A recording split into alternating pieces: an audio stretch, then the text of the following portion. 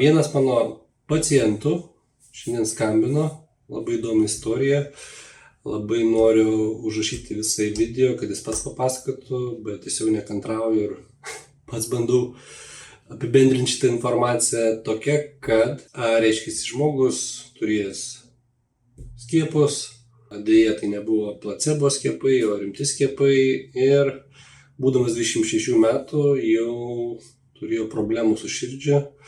Spėjom, kad tai miokarditas ir tiesiog organizmas jau pradėjo labai stipriai reaguoti į adrenaliną, šokinėti, negalėjo dirbti, negalėjo nustresuoti, negalėjo nervuotis, tiesiog panikos atakos.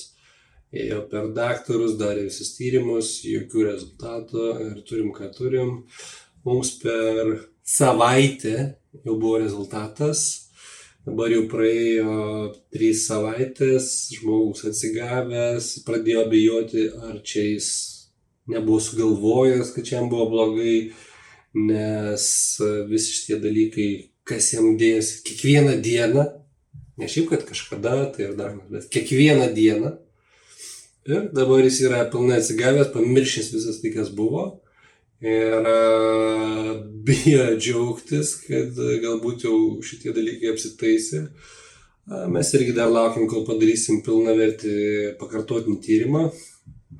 Bet tai yra 180 laipsnių pasikeitęs gyvenimas, 180 laipsnių pasikeitęs savijauta ir žmogus tiesiog ant bangos.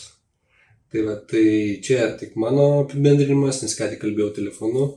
O šiaip tai reikės, kad jisai pats prisėstų pas mus, nufilmuosim ir pats papasakos, kokie buvo pas jį problemos ir kodėl tai svarbu. Tai svarbu, kodėl, kad milijonai žmonių buvo suskiepyti per prievartą, aš kartais taip vadinu, išprievartauti ir kenčia dauguma iš jų pašalinius poveikius.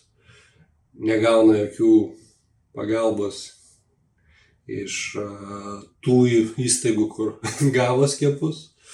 Todėl bando ieškoti įvairiais būdais, kad padėtų kiti specialistai, kas tikrai ieško priežasčių, žino, kaip veikia organizmas ir mąsto holistiškai apie visą kūną.